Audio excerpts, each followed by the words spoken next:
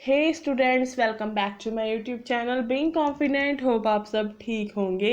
आज हम अपना 11th चैप्टर करेंगे इंग्लिश का, a page from Annie's diary. So let's start. Anne Frank was little Jewish girl.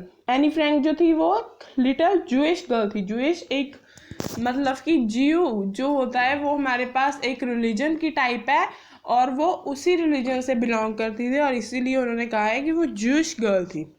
उसका जन्म कब हुआ? 1929 में। और कहाँ पे हुआ? जर्मनी में। During the second world war 1939 to 45। जब सेकेंड वर्ल्ड वार चल रहा था जो कि था 1939 से 45 तक, she had to live in a hiding with her parents in a little attic। उसे कहाँ पे रहना पड़ा था? अपने पेरेंट्स के साथ एक लिटिल एटिक में। एटिक क्या होता है? जो हमारी छत के बिल्कुल पास ही में एक जगह होती है ऊपर ही, जिसको हम ज़्यादातर चीज़ों को स्टोर करने के लिए यूज़ करते हैं। उस जगह पे उन्हें रुकना पड़ा था। उसकी फैमिली जो थी वो वहाँ पे 2 साल तक रही और बाद में पकड़ी गई और नाजीज जो उस टाइम के रूलर्स थे उन्होंने उनकी फैमिली को कैद कर लिया, इम्प्रिजन कर लिया। Any died of typhus in March. Any जो थी उसकी डेथ हो गई मार्च में 1945 में। किसकी वजह से? टाइफस की वजह से, जो एक डिसीज है। मतलब कि वो किससे कॉज होती है? फीवर, हेडेक, पर्पल मार्क्स आ जाते हैं बॉडी पे, या डेथ भी हो सकती है उसके साथ। तो उस बीमारी से उसकी डेथ हो गई। एनी जो थी was unlike other children of her age. Anne जो थी वो बिल्कुल ही जो उसकी एज के बच्चे थे उनसे अलग थी। She was very wise and intelligent. वो बहुत ही समझदार और इंटेलिजेंट थी। At school she had no one with home she could share the feelings of her heart. तो उसके पास कोई भी नहीं था ऐसा जिसके साथ वो अपने दिल की फीलिंग्स जो है वो शेयर कर पाए। So she found the habit of writing a diary. तो उसने क्या करना शुरू किया? डायरी लिखना शुरू किया, उसकी आदत बनाई उसने। In this diary she poured the deepest feelings of her heart. इस डायरी में वो अपनी हार्ट की डीपेस्ट फीलिंग्स जो थी वो शेयर करती थी उसके साथ। और उसका नाम क्या रखा उसने? किट्टी। और उसे डियरेस्ट फ्रेंड बोलती थी वह। Annie was then studying in school at ambassador dam. जो एनी थी वो कहाँ पे पढ़ने लगी बाद में? एम्स्टरडैम में। Here is a page from this diary। अब उसकी डायरी में से एक पेज है। 20 जून को ये डायरी लिखी थी, 20 जून 1942 में, उसकी डेथ से 3 साल पहले। तो क्या लिखती है वो? डियरेस्ट किटी, डियरेस्ट किटी, प्रिय Kitty, our entire class is quaking in its boots. हमारी पूरी क्लास जो थी वो क्वेकिंग इन इट्स बूट्स मतलब कि वो अपने पैरों को हिला रही थी डर और नर्वसनेस की फीलिंग्स में। The reason of cause is clear. Reason जो था वो बिल्कुल क्लियर था। क्या रीजन था? रिजल्ट्स जो थे एनुअल एग्जाम के उनके वो डिक्लेयर होने वाले थे। It will decide who will move up to the next class and who will be kept back. और उसमें क्या डिसाइड होना था कि कौन अगली क्लास में जाएगा और कौन इसी क्लास में रहेगा, या सिंपल लैंग्वेज भी बोल सकते हैं, कौन पास होकर नेक्स्ट क्लास में जाएगा और कौन फेल होकर यही क्लास में बैठेगा। Half the class is making bets. आधी क्लास जो थी वो बेट्स लगा रही थी। From morning to night, it's you are going to pass, no I am not, yes you are, no I am not। सुबह से रात तक क्या हो रहा था कि तुम पास हो जाओगे, नहीं मैं नहीं होंगी, हाँ तुम होगे, नहीं मैं नहीं होंगी, ऐसी बातें चल रही थी। If you ask me, there are so many dummies that about a quarter of class should be kept back, but who knows what the teachers will do। अगर आप मुझसे पूछो तो मेरी क्लास में बहुत सारे डमीज हैं, मतलब कि स्टूपिड वंस हैं। That about a quarter of the class मतलब कि आधी क्लास जो थी वो इसी क्लास में बैठने वाली थी, मतलब कि फेल होने वाली थी। और पर क्या पता कि टीचर्स क्या करेंगी। I am not much worried about my girl friends and my self, और मुझे मेरी खुद की फिक्र नहीं थी और मेरी जो गर्ल फ्रेंड्स थी उनकी। I think we will make it, मुझे लगता था कि हम पास हो ही जाएंगे, मतलब सक्सेसफुल ही होंगे, हम नेक्स्ट क्लास में जाएंगे। The only subject I am not sure about is maths. सिर्फ वो सब्जेक्ट कौन सा है जिसमें मैं श्योर नहीं हूँ, वो है maths. However all all we can't do at the moment is wait. और अब क्या करना था आखिर में, मतलब कि हमें क्या करनी पड़ी, wait. I get along pretty well with all my teachers. There are 9 of them, 7 men and 2 men। मतलब कि मैं सभी टीचर्स की प्रिटी वेल थी, मतलब कि एक कंपेनियन, मतलब कि अच्छी स्टूडेंट की तरह बिहेव करती थी। हमारे यहाँ 9 टीचर्स थी, 7 उनमें से मैन थे और 2 women। मिस्टर कीजिंग जो थे हमारे math teacher was annoyed with me for ages because I talked so much.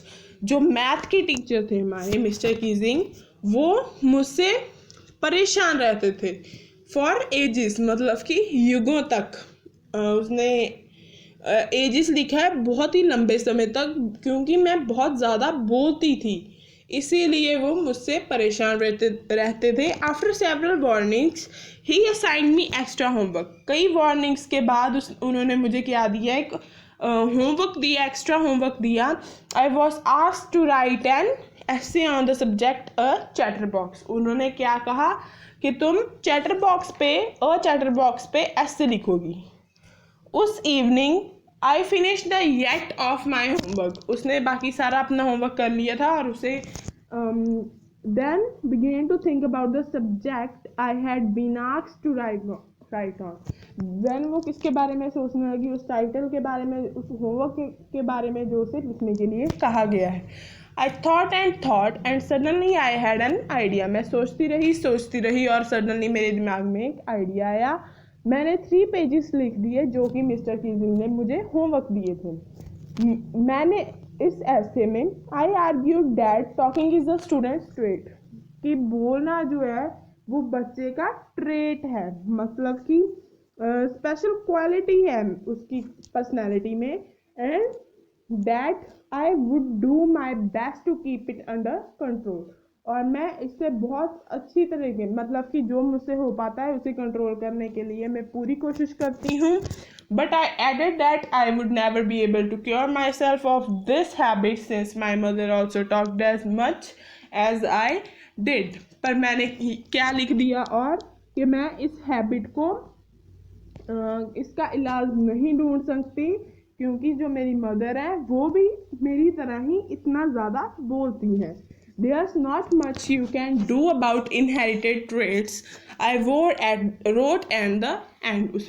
उसने लास्ट में क्या लिखा कि There's not much you can do about inherited traits। Inherited traits को हम बदल नहीं सकते, मतलब कि वो अपने पेरेंट्स से जो आई हुई हैबिट्स हैं। मिस्टर कीजिंग जो थे उसकी आर्ग्यूमेंट्स पे हंसे बहुत, पर उन्होंने जब मुझे देखा बोलते हुए अगले लेसन में, उन्होंने मुझे सेकंड ऐसे दिया जिस कौन से टॉपिक पे, N incorrigible chatter box. Incorrigible मतलब कि जो बैड हैबिट्स चेंज ही नहीं हो सकती उस पर। तो उसने लिखा एंड उसे अगले दिन दे दिया। For 2 lessons Mister Keesing had nothing to complain about. 2 lessons में उन्होंने मुझे कुछ भी कंप्लेन नहीं किया। हाउएवर थर्ड लेसन में, जबकि थर्ड लेसन में उन्होंने फिर से मुझे बोलते हुए देखा और कहा, एनी फ्रैंक तुम्हारी पनिशमेंट है, क्योंकि तुम क्लास में बोल रही थी। क्या पनिशमेंट है कि तुम्हें ऐसे लिखना पड़ेगा, quack quack quack said mister chatterbox. Quack quack quack के मिस्टर चैटरबॉक्स कहती है। क्लास जो थी वो हंसी बहुत ज़ोर से।